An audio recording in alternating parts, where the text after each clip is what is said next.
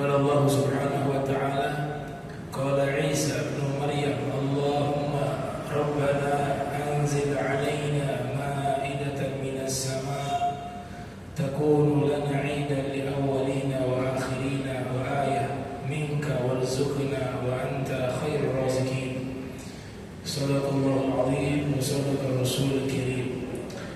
Alhamdulillah, puji syukur kehadirat Allah, salawat salam senantiasa tercurahkan kepada junjungan mulia Nabi tercinta Nabi Muhammad sallallahu alaihi wasallam beserta seluruh keluarga beliau, sahabat beliau dan umat beliau yang senantiasa melaksanakan ajaran beliau hingga akhir masa nanti.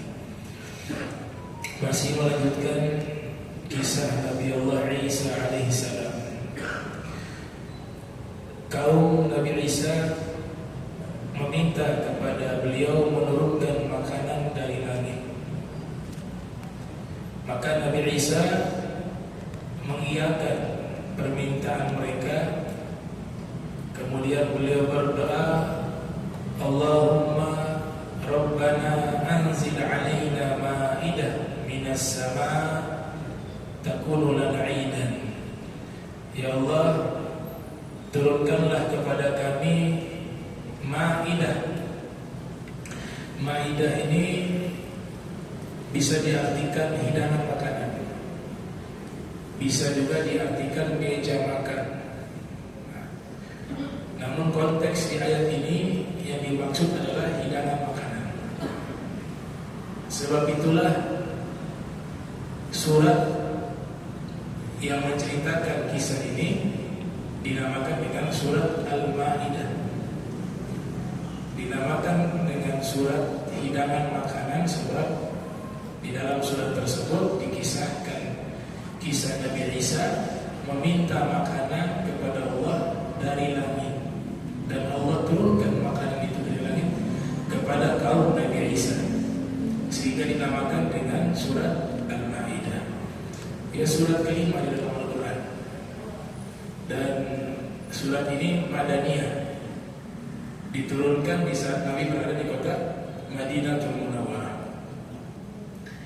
Maka Allah turunkan makanan kepada mereka, kaumnya Nabi Isa alaihissalam. Sebagaimana dahulu Allah telah turunkan madu dan ayam, ya bukan ayam, burung puyuh kepada Bani Israel, kaumnya Nabi Musa. Sebagaimana diabadikan di dalam Al-Quran, wa anzalna alaikum al-manna wassalwa. Kami telah turunkan kepada kalian madu dan burung puyuh dari langit. Allah turunkan kepada Bani Israel.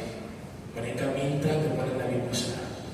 Sekarang Nabi Isa juga kaumnya meminta agar Nabi Isa meminta kepada Allah menurunkan hidangan makanan dari langit agar mereka bertambah yakin atas kenabian Nabi Isa. Maka Nabi Isa berdoa dan Allah turunkan makanan tersebut kepada mereka, sehingga dinamakan surat Al-Ma'idah, surat hidangan makanan.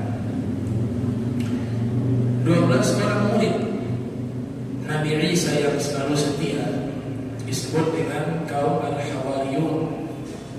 Nah, mereka selalu menemani Nabi Isa alaihissalam dimanapun beliau berada.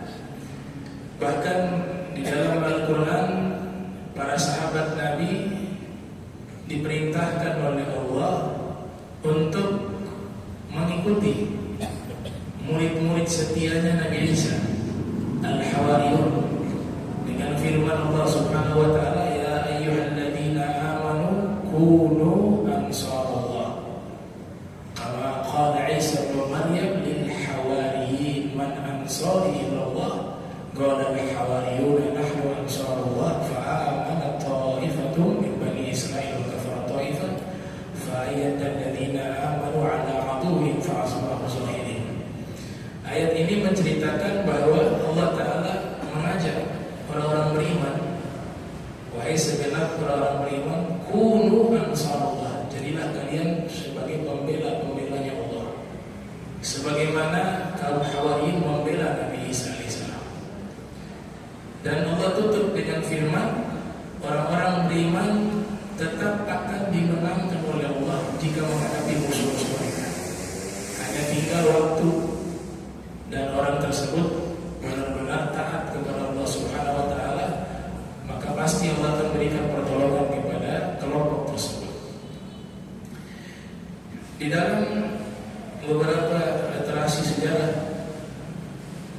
diyakini sebagian sejarawan ada satu sahabat bernama Sayyidina Salman Al-Farisi. Beliau satu-satunya sahabat asal Persia dan orang pertama yang menerjemahkan Al-Quran ke bahasa asing. Beliau Salman Al-Farisi. Sebagian sejarawan meyakini beliau ini usianya 200 tahun. Ini pendapat yang dinukil oleh Imam Zahabi yang lahir 673 Hijriah, wafat 748 Hijriah. Bahkan ada yang berpendapat usia Salman Al-Farisi itu 350 tahun. Sebagaimana pendapat Al-Imam Sayyid Muhammad Murtada Az-Zabidi. Bahkan ada yang berpendapat usia sahabat yang bernama Sayyidina Salman Al-Farisi itu lebih dari 400 tahun usianya. Sehingga sebagian sejarawan dari kalangan ahli sunnah wal jamaah, mereka mengatakan bahwa Sayyidina Salman Al-Farisi ini pernah bertemu Nabi Isa. Dan sejarah beliau itu mencari agama yang benar diceritakan dalam kitab-kitab sejarah.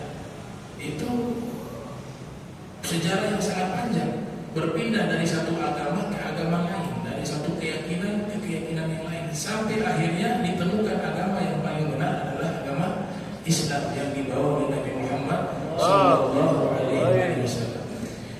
Kami temukan riwayat bahkan beliau bertemu Nabi Isa, dan Nabi Isa yang memberikan pesan kepadanya untuk menanti Nabi yang paling akhir, pemimpin para anbiya yang akan hijrah ke wilayah Yathrib. Maka Sayyidina Salman Al-Farisi pun pergi ke Yathrib sebelum hijrahnya Nabi, karena sudah dapat pesan dari Nabi Isa. Kalau usianya 400 tahun lebih, kemungkinan bertemu Nabi Isa. Pendapat kedua, bertemu muridnya Nabi Isa, kaum Al-Hawariyun. Ada ulama tafsir bernama Dr. Wahba Az-Zuhaili dalam kitab tafsirnya Tafsir Munir, ya, beliau coba menghitung jarak waktu antara Nabi Isa ke masa Nabi Muhammad Sallallahu Alaihi Wasallam. Itu beliau katakan kurang lebih 569 tahun. Umur Salman Al-Farisi sebagian sejarawan meyakini lebih dari 400 sampai 500-an. Kalau memang itu pendapat diterima, maka riwayat bertemu dengan Nabi Isa juga kemungkinan hal itu bisa terjadi, atau minimal bertemu dengan murid-muridnya Nabi Isa. Nah, ini ada pendapat di kalangan sejarawannya. Ada juga yang mengatakan umurnya tidak sepanjang itu. Itu biasa terjadi perbedaan pendapat di kalangan para ulama. Ada satu sahabat yang Nabi memberikan gelar sebagai Hawari. Hawari ini, Hawariyun ini artinya murid-murid setia. Nabi berikan penghormatan kepada salah satu sahabat bernama Zubair bin Awam. Ya, dengan sabdanya Nabi katakan, inna likulli nabiyyin hawariyun wa hawari Az-Zubair.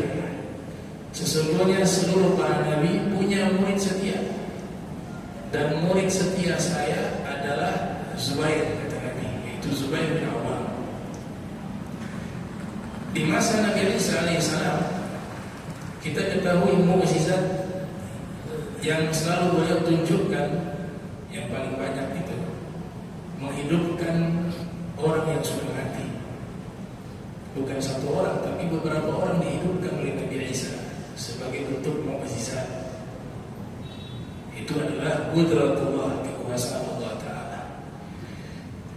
Pertanyaan muncul, kenapa mukjizatnya Nabi Isa yang selalu ditonjolkan adalah menghidupkan, ihya'ul mauta, ya, menghidupkan orang-orang yang mati. Ada kitab judulnya Ihya'ul Mayyit bi Fadail Ahlil Bait, karena Imam Suyuti, tentang Ahlul Bait Rasul Muhammad SAW. Karena pendeta-pendeta Yahudi dan pengikutnya pada waktu itu, mereka tidak percaya adanya ruh. Jadi manusia ini hidup hanya dengan jasad tanpa ruh. Maka Nabi Isa ingin membantah pernyataan itu lewat mukjizat. Kalau orang mati, berarti ruhnya tidak ada di dalam jasad. Maka saya bisa hidupkan dengan saya meniupkan ruh. Itu selalu dikatakan Nabi Isa begitu. Dengan saya meniupkan ruh. Jadi Nabi Isa meniupkan ruh ke jasad orang yang sudah mati, saat itu hidup.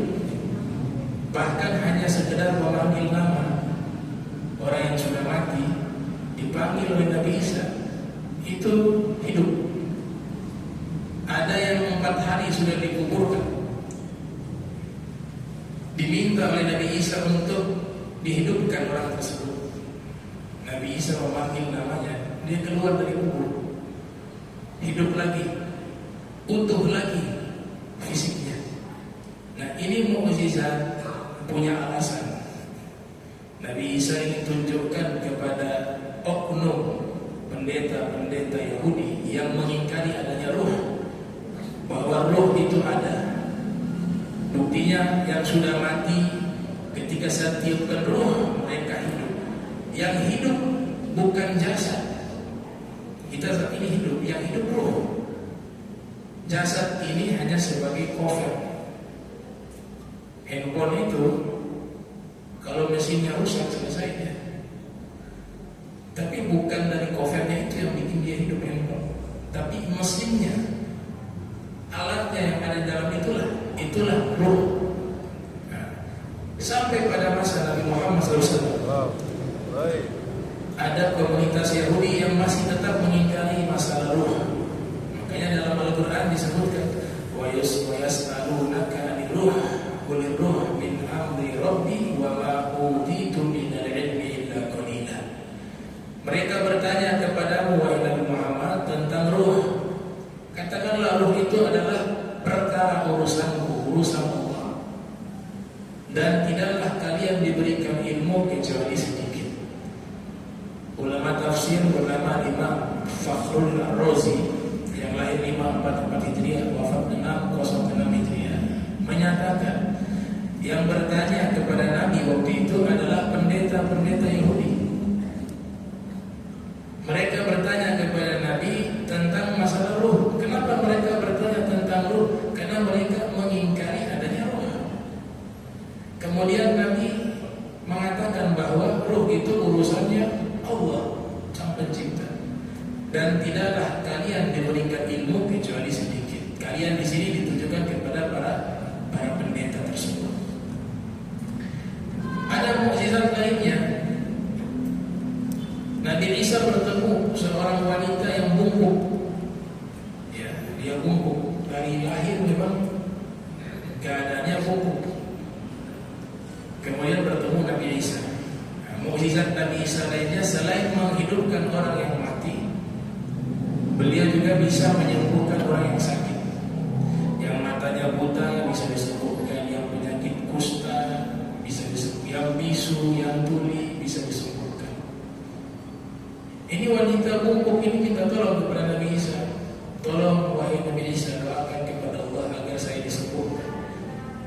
Nabi Isa berdoa sesaat, disaksikan oleh orang banyak begitu. Saat itu juga wanita tersebut berdiri tegak, sembuh. Masyarakat yang selalu menyaksikan Nabi Isa bisa menghidupkan orang yang sudah mati, orang buta disentuh dengan mashul, mengusap, matanya bisa melihat. Akhirnya sebagian dari mereka mengatakan Nabi Isa ini bukan manusia tapi Tuhan. Sehingga kalau disimpulkan di masa itu ada 4 keyakinan tentang Nabi Isa. Yang pertama, meyakini Nabi Isa sebagai Tuhan. Yang kedua, meyakini Nabi Isa sebagai anak Tuhan, Ibnullah. Yang ketiga, meyakini Nabi Isa sebagai seorang nabi. Dan inilah keyakinan agama Islam dan juga beberapa firqah dari agama Kristen. Jadi di dalam agama Kristen pun ada firqah-firqah yang sampai saat ini pemahamannya masih meyakini Nabi Isa itu bukan Tuhan tapi seorang nabi. Dan yang paling fatal yang keempat, kelompok keempat ini berpendapat Nabi Isa itu bukan Tuhan, bukan anak Tuhan, itu sesuatu yang baik. Tapi yang fatal, Nabi Isa bukan nabi. Dia hanya orang biasa, terlahir dari seorang wanita penzina. Dan Nabi Isa itu adalah penyihir, bukan seorang nabi. Dan dia adalah anak zina. Ini pendapatnya siapa? Orang-orang Yahudi. Hasya wa kalla. Tidak mungkin demikian. Saya punya kitabnya, Talmud namanya, kitab orang Yahudi. Itu saya baca dari awal sampai akhir. Semuanya itu apa? Tuduhan-tuduhan keji kepada Nabi Isa dan Sayyidah Maryam. Hadhihi tuhamun batilah. Ini adalah tuduhan-tuduhan yang batil. Mengatakan Nabi Isa bukan nabi dan seorang penzina dan seterusnya. Nah, yang melakukan perubahan ini, keyakinan ini, yaitu rahib-rahibnya Yahudi. Mereka tidak mau jabatannya akan diambil Nabi Isa. Padahal nabi-nabi terdahulu sudah memberikan pesan, mereka mengklaim mengikuti Nabi Musa. Rahib-rahib Yahudi. Nabi Musa sudah mengatakan akan muncul nabi akhir dari Bani Israel. Nabi Daud juga mengatakan nanti akan muncul nabi akhir dari Bani Israel, yang dimaksud Nabi Isa. Dan Nabi Isa nabi yang paling akhir dari kalangan Bani Israel. Jadi orang Yahudi, kita bisa bayangkan Nabi Isa adalah orang Bani Israel, lahir dari rahim mereka, satu bahasa, bahasa Suryani waktu itu, satu tempat tinggal, Yerusalem atau di Palestina, Baitul Maqdis. Tapi mereka mengingkari kenabian Nabi Isa, apalagi Nabi Muhammad. Makanya di surat Al-Baqarah itu ada potongan ayat mengatakan, wahai orang-orang beriman, jangan kalian berambisi ingin memasukkan orang-orang Yahudi masuk ke dalam agama Islam. Gak bisa, karena sudah sejak lama mereka mengkufuri itu. Sudah sejak lama mereka mengkufuri itu. Kalau Nasrani justru lebih dekat kepada Islam. Potensi mereka masuk Islam itu jauh lebih terbuka lebar dibanding orang Yahudi. Kalau sahabat yang masuk Islam di kalangan orang Yahudi bisa dihitung dengan jari. Tapi kalau yang Nasrani banyak. Ya. Bahkan Waraqah bin Nawfal itu Nasrani. Ruqayyah juga Nasrani. Mereka menyatakan di Islam. Tapi kalau sahabat Nabi yang awalnya mereka beragama Yahudi, itu bisa dihitung dengan jari. Ada satu pendeta Yahudi masuk Islam, namanya Abdullah bin Salam. Itu saja yang diketahui di kalangan sahabat. Nah, ini perbedaan antara Yahudi dan Nasrani. Jadi memang Yahudi mereka sudah mengetahui kebenaran, tapi mereka mengingkarinya dengan beberapa alasan. Beda dengan Nasrani, ada oknum yang merusak ajaran mereka, sehingga pengikut generasi berikutnya mereka sudah tidak bisa mengetahui mana yang benar. Nah, itu perbedaan. Makanya di surat Fatihah bagaimana? Ada yang maghdub alaihim, ada yang waladhdallin. Dalam tafsir Al-Quran, tafsir Jalalain misalnya mengatakan, yang diartikan mereka yang dimurkai adalah orang Yahudi. Kenapa dimurkai? Sudah mengetahui kebenaran tapi diingkari. Dan jangan juga mengikuti jalan orang-orang yang menyimpang dan tersesat, Nasrani. Karena jalan mereka itu sudah dirubah oleh oknum-oknum yang diatasnamakan sebagai pendeta mereka. Dirubah itu sehingga mereka tersesat. Nah, oleh sebab itu pendeta-pendeta Yahudi inilah yang mereka memfitnah Nabi Isa. Puncaknya mereka waktu itu dikuasai, wilayah mereka Yerusalem dikuasai oleh Romawi, oleh raja ya. Kalau yang di Romawi namanya Tiberius ya, Tiberius, Kaisar Tiberius. Kemudian yang menguasai Yerusalem yang memimpin dari kekuasaan Romawi namanya Herodes ya. Herodes namanya. Herodes ini yang memimpin Yerusalem di masa Nabi Isa. Pendeta-pendeta Yahudi ini mulai memprovokasi bahwa kalau Nabi Isa dibiarkan, kerajaan Romawi ini akan runtuh dan beliau akan menjadi raja. Itu yang dihembuskan oleh pendeta-pendeta Yahudi kepada penguasa yang ada pada waktu itu, penguasa Romawi. Maka mereka mengusulkan bagaimana kalau dibunuh saja. Kalau Isa dibunuh, kata mereka, maka kerajaan kalian akan tetap aman di Yerusalem. Tidak ada yang mengganggu. Sebab Nabi Isa punya pengaruh luar biasa. Sudah banyak pengikut. Bagaimana orang tidak mengikuti beliau? Beliau menunjukkan mukjizat di hadapan orang banyak. Ini sifat mukjizat, harus ditunjukkan di hadapan orang banyak. Mukjizat. Kalau keramat disembunyikan, sifat asal keramat disembunyikan. Sifat asalnya mukjizat harus ditunjukkan untuk menguatkan kenabiannya. Itu. Akhirnya raja sepakat. Mereka kirim surat ke Romawi. Bagaimana nih? Ada orang namanya Isa sudah memiliki banyak masa. Bagaimana kalau kita bunuh saja? Dihukum mati. Tradisi yang ada waktu itu, hukum matinya disalib. Tangan dipaku, ya, kaki dipaku, dicambuk dulu sampai mereka luka, sampai mereka lemah, kemudian disalib. Ternyata disepakati permintaan tersebut, direncanakan tengah malam kita jemput Isa. Besoknya kita eksekusi. Nabi Isa sudah bersembunyi di tempat yang aman. Ternyata ada satu murid pengkhianat. Pengkhianat ya. Ini murid pengkhianat kalau di kitab Injil disebut dengan Yudas. Ya. Kalau di Islam namanya Yahuda.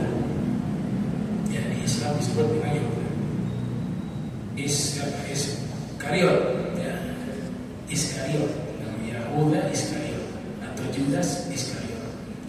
Dia yang melaporkan Nabi Isa ada di sini sama murid-muridnya yang lain. Dapat bayaran, dikasih uang, diterima. Kemudian kata dia, nanti saya tunjukkan lokasinya. Sebelum kalian masuk, saya masuk terlebih dahulu untuk saya memastikan bahwa Isa ada di situ. Sudah disepakati malam hari itu juga mereka pergi. Nabi Isa sudah dapat kabar.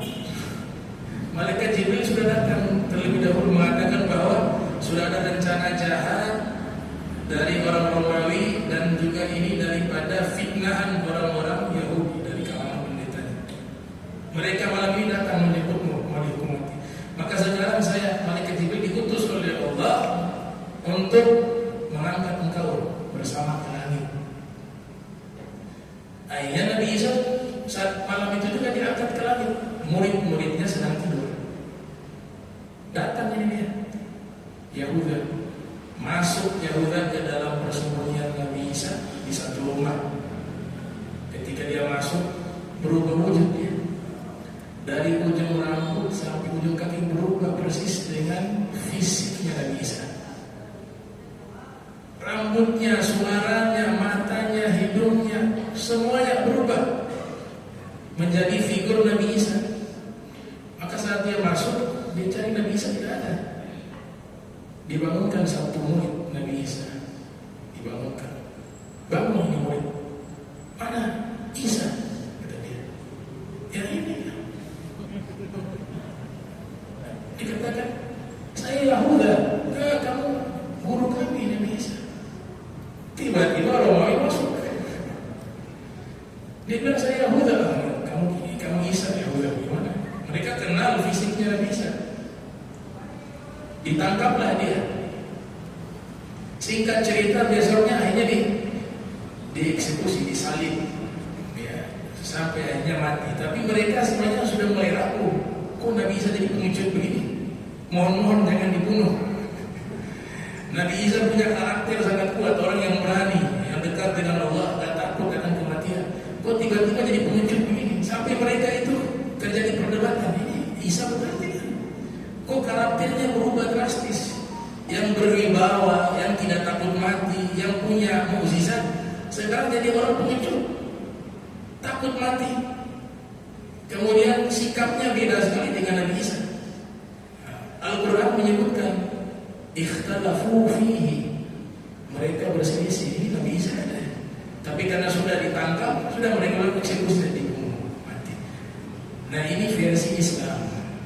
Jadi dalam agama Islam, Nabi Isa tidak disalib, Nabi Isa tidak dibunuh, ya. Bahkan Allah Ta'ala membantah di dalam Al-Quran di surat An-Nisa, wa ma qataluhu wa ma salabuhu walakin syubbiha lahum wa innal ladzina ikhtalafu fihi la fi syakkin minhu ma lahum bihi min ilmin illa ittiba'a dzann. Kata Allah Ta'ala, mereka tidak membunuh Nabi Isa, dan sesungguhnya mereka juga tidak menyalibnya. Akan tetapi ada orang yang wujudnya diserupakan dengan Nabi Isa, kata Allah Ta'ala, tadi Yahuda. Maka mereka berselisih tentang hal tersebut dalam keadaan ragu. Yang mereka ikuti bukan berdasarkan ilmu, tapi berdasarkan prasangka. 4 kitab, ya, ada 4 Injil, ya. Namanya di sini Injil Matius, terus Markus, Lukas, Yohanes. 4 Injil ini menggunakan nama muridnya Nabi Isa, ya. 4 Injil ini mengatakan yang disalib Nabi Isa. 4 Injil ini. Tapi Injil Barnabas, ada murid Nabi Isa namanya Barnabas, nama aslinya Yusuf. Ia gemar mencatat dimanapun Nabi Isa berada, berbicara dia catat, dia tulis. Di Barnabas pernyataannya sama persis dengan di dalam Al-Quran, bahwa Nabi Isa tidak disalib dan tidak dibunuh, tapi diangkat oleh Allah. Dan di Barnabas juga menyatakan Nabi Isa bukan Tuhan dan juga bukan anak Tuhan, tapi Nabi Isa adalah seorang nabi dan seorang rasul. Sehingga Barnabas ini mendekati kebenaran, karena di Al-Quran juga menyatakan hal yang sama. Nah, kitab Barnabas ditemukan itu sebelum lahirnya Nabi Muhammad SAW. Jadi ada yang menggali tanah di Siprus, ditemukan jenazah, di atasnya ada kitab. Ternyata diteliti oleh para ahli, itu Barnabas. Dan diyakini mungkin yang dikuburkan itu adalah muridnya Nabi Isa. Nah, itu ditemukan sekitar tahun 625 Masehi. Ya, 625 Masehi. Kurang lebih umurnya 1500 tahun yang masih terjaga. Nah, di kitab Barnabas itulah yang menjadi referensi yang mirip dengan apa yang disampaikan dalam Al-Quran. Yang luar biasa di sini, di surat An-Nisa ini tadi Allah nyatakan innal ladzina ikhtalafu fihi, sesungguhnya mereka pendeta-pendeta Yahudi, mereka itu berselisih tentang Nabi Isa. Nabi Muhammad SAW di masa itu tidak pernah mengetahui keilmuan orang Yahudi, tidak pernah beliau belajar di sana tentang bagaimana itu, tentang kristolog dan lain sebagainya. Tapi Nabi menyatakan lewat firman surat An-Nisa bahwa mereka pun berselisih tentang Nabi Isa yang disalib itu Nabi Isa atau bukan. Ternyata terjadi khilaf di masa itu sampai di masa saat ini, baik dari kelompok firqah Nasrani, ada 4 sampai 5 firqah yang menyatakan bahwa yang disalib bukan Nabi Isa. Dari mana Nabi tahu? Ini adalah masalah mereka, ilmunya mereka. Ya dari wahyu, menunjukkan bahwa ini Al-Quran bukan karangan Nabi Muhammad, tapi itu murni adalah wahyu dari Allah Subhanahu wa Ta'ala. Baik, saya singkat lagi. Kemudian yang berikut, Nabi Isa disanjung sebagai Tuhan dalam agama Nasrani. Ada hadis di mana Nabi mengatakan, la tutruni kama atrat an-nasara ibna Maryam. Jangan kalian memujiku sama seperti kalian memuji anak Maryam. Yaitu apa? Memuji Nabi Isa sebagai Tuhan. Tapi Nabi katakan, fa inna ma'ana abdu. Tapi saya ini adalah hamba Allah. Faqulu abdullah wa rasuluh. Maka katakan saya adalah hamba Allah dan utusan Allah. Hadis ini sebagian memahami gak boleh memuji Nabi, karena Nabi melarang memuji. Nah, maka perlu diluruskan, yang dilarang oleh Nabi memuji kepada Nabi itu memuji Nabi sebagai Tuhan. Akidah umat Islam dari sejak dulu sampai hari ini dijaga oleh Allah. Tidak ada satupun yang mengatakan Nabi Muhammad Tuhan. Semua, baik orang awam maupun orang berilmu, meyakini Nabi Muhammad sebagai Nabi.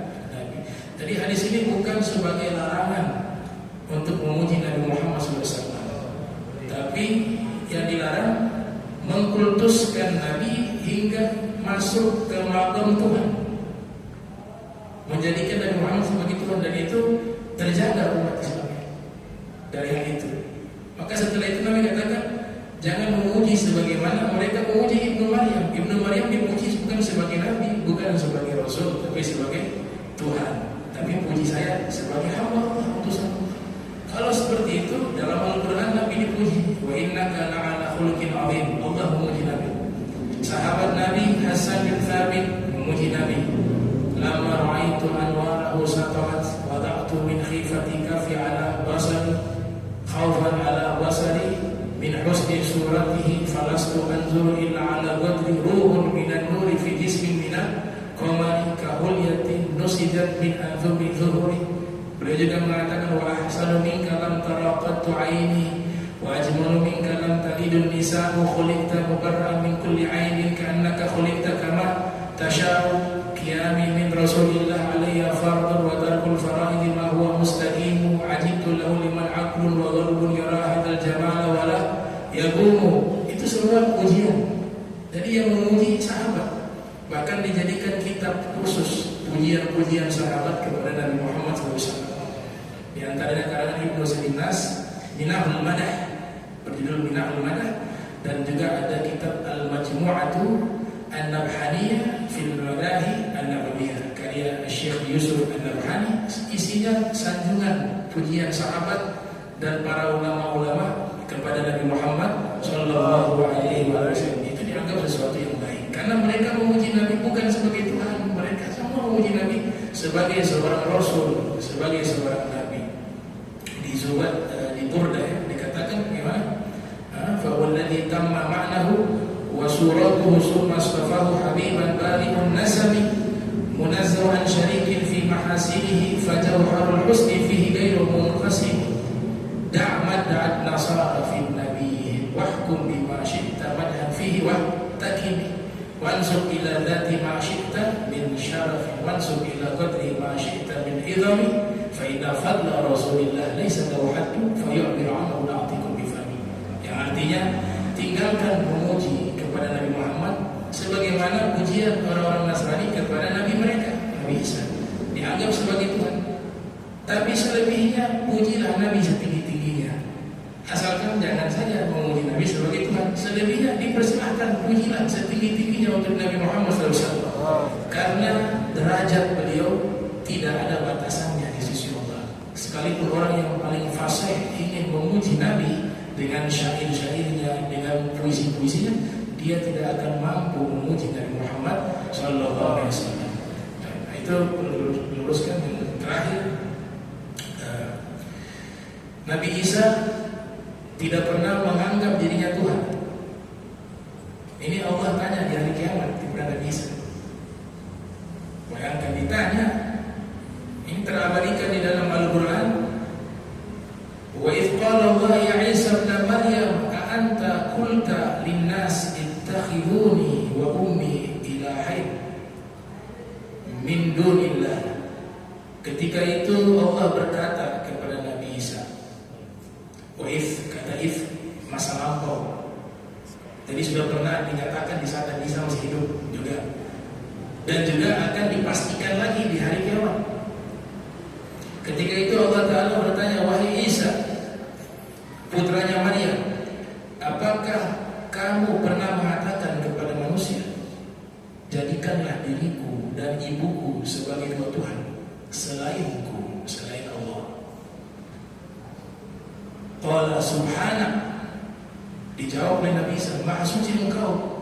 Ma yakunu li an aqula ma laysa li bihaq, in kuntu qultuhu faqad alimtahu. Maha suci engkau, tidak mungkin aku mengatakan kalimat tersebut, kalimat yang tidak ada kebenarannya, kata Nabi Isa. Dan seandainya saya mengatakan diri saya Tuhan, kata Nabi Isa, maka pasti engkau telah mengetahuinya, ya Allah. Kau maha tahu. Ta'lamu ma fi nafsi wa la a'lamu ma fi nafsika. Engkau maha tahu segala sesuatu yang ada di dalam diriku, tapi aku tidak tahu segala sesuatu yang ada dalam dirimu. Sini Allah sebut diri, ya, nafs. Innaka anta 'allamul ghuyub, sesungguhnya engkau maha mengetahui segala sesuatu yang gaib.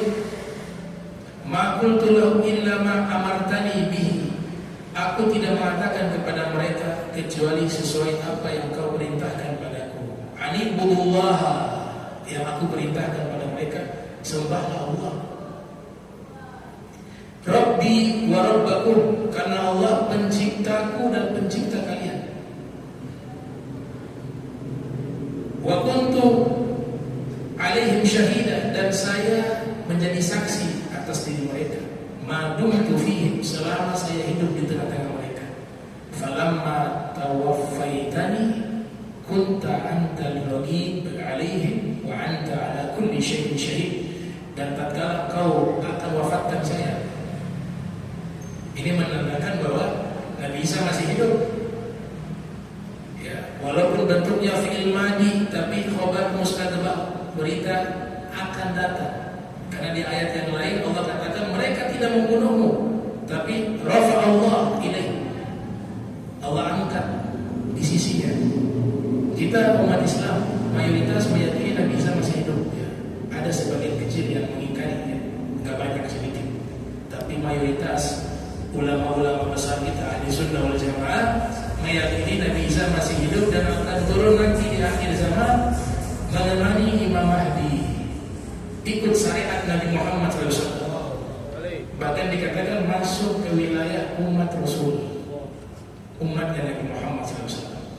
Itu keyakinan Sayyid Abdullah Al-Ghumari menulis kitab khusus meyakinkan dengan dalil-dalil yang beliau uraikan bahwa derajat keyakinan Nabi Isa masih hidup itu derajat mendekati mutawatir yang tidak boleh diingkari. Itu menurut Sayyid Abdullah bin Siddiq Al-Ghumari. Kemudian dikatakan di sini, kau akan wafatkan aku, maka engkau mampu mengawasi mereka semua. Engkau tahu segala sesuatu dan engkau menjadi saksi atas segala sesuatu. In tu'adzibhum fa innahum ibaduk. Sekarang saya serahkan padamu, ya Allah. Jika kau ingin mengazab mereka, sesungguhnya mereka hamba-hamba. Tapi jika kamu ingin mengampuni mereka, fa innaka antal azizul hakim, maka sesungguhnya engkau adalah yang maha bijaksana, maha perkasa dan bijaksana. Ini bahasa Nabi Isa menunjukkan sifat belas kasih kepada umatnya, ya, di mana beliau mengatakan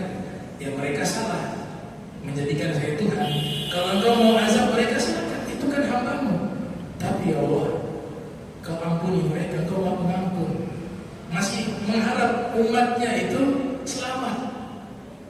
Lebih dahsyat lagi Nabi kita Muhammad SAW. Itu dikatakan wala sawfa yu'tika rabbuka fatarda. Nabi waktu baca ayat ini, Nabi punya wirid. Setiap waktu membaca potongan ayat ini, Nabi ulang dari malam sampai subuh sambil menangis. Ya. Dalam riwayat dikatakan demikian. Diulang-ulang ayat ini dari waktu malam sampai subuh. Kemudian Nabi baca ayat. Kalau Nabi Isa mengatakan, ya Allah, kalau mereka ini kau azab, ya hamba. Tapi kalau kau ampuni, kau maha pengampun. Itu perkataan Nabi Isa. Kata Nabi Muhammad SAW.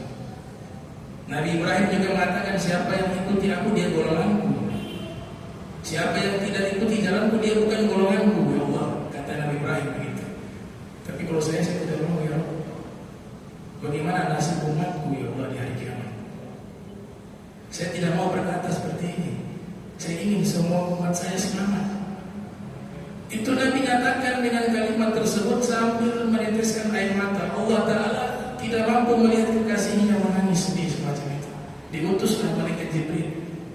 Wahai Jibril, sampaikan salam kepada Nabi Muhammad dan tanyalah kepada Nabi Muhammad, apa yang membuat dirinya menangis? Padahal Allah mengetahui.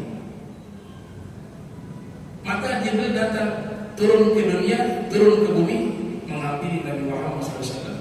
Kemudian mengatakan, wahai Rasul, Inna Allah yukrimuka salam. Allah Ta'ala memberikan salam kepadamu. Dan Allah bertanya, ma yukir, apa yang membuat kamu menangis? Kata Nabi Muhammad, membuat saya menangis adalah ayat tersebut. Saya teringat Nabi Isa mengatakan kalimat tersebut, jika kau ingin azab kaumku, silakan, itu hambamu. Tapi kalau kau ingin ampuni, maka engkau maha pengampun. Begitu juga pernyataan Nabi Ibrahim. Tapi saya tidak mau umat saya yang diazab, saya tidak mau. Walaupun wahid, walaupun satu orang. Turunlah satu pernyataan dari Allah. Singkat cerita dibawa oleh malaikat Jibril, mengatakan, saya sudah bertemu Allah, menyampaikan kisah begini besok. Dan Allah menyatakan, Inna sanurdika fi ummatika wala nasuka abada. Inna sanurdika fi ummatika wala nasuka abada. Allah menyatakan, sesungguhnya kami, Allah, saya Allah, akan berusaha membuat engkau ridho dengan memperlakukan baik kepada umatmu, dan kami tidak akan mengecewakanmu selama-lamanya, kata Allah SWT. Inilah yang nanti keluar satu hikmah besar yang namanya apa? Syafa'atul Nabi, pertolongan, syafaat dari Nabi Muhammad SAW. Alhamdulillah, ini ringkasan. Kita sudah menghatamkan kurang lebih hampir 6 tahun kita membaca kitab Qasasul Anbiya karya Al-Hafiz Ibnu Katsir. Insyaallah setelah hari raya Idul Fitri kita panjang umur sehat afiat semuanya, nanti kita membaca As-Sirah Nabawiyah. Ya, Sirah Nabawiyah adalah biografi Nabi kita Muhammad sallallahu alaihi wasallam. Ya, memang ulama sengaja memisahkan. Ketika membahas kisah-kisah para nabi, mereka membahas tersendiri, dipisahkan dengan kisah Nabi Muhammad. Itu tradisi mereka dari sejak dulu. Kenapa? Ya, selain sebagai penghormatan kepada Nabi, memang Nabi Muhammad satu-satunya Nabi yang riwayatnya kehidupan beliau paling lengkap dibanding Nabi-Nabi yang lain. Bisa dibayangkan dari sebelum lahir terdata siapa ayahnya, ibunya, kakeknya, buyutnya, lahirnya di mana, tinggalnya di mana, dan setiap jenjang umur punya data sampai wafat. Kalau para nabi lain tidak selengkap itu. Nabi Isa juga itu nanti terdata usia 30. Data lengkapnya usia 30, karena usia 30 dilantik jadi rasul, mulai berdakwah sebagai rasul. Tapi Nabi Muhammad SAW dari sebelum lahir sudah terdata. Nah, insyaallah nanti kita baca kitab As-Sirah Nabawiyah, mudah-mudahan dapat barakah para nabi, para rasul. Kita semua mencintai para nabi, ya, Nabi Adam, Nabi Nuh, Nabi Idris, Nabi Isa, Nabi Musa, Nabi Sulaiman, Nabi Daud, wa kulluhum minas shalihin. Semua mereka orang-orang hebat, orang-orang pilihan, manusia-manusia pilihan. Ya, kita ta'zim kepada mereka sebagai sebagai Rasul, sebagai Nabi, dan insya Allah bisa berjumpa dengan mereka. Ya, karena dalam surga pasti bertemu dengan orang-orang tersebut, bertemu para Nabi, para Rasul, para aulia, para salih. Amin ya rabbal alamin. Allah maj'alna hadza jama'a marhuma wa tafarraqna wa tafarruqan ma'suma wa la tajamminna wa la minna shakila mahruma. Subhanaka bihamdika asyhadu an la ilaha illa anta astaghfiruka wa atubu ilaik.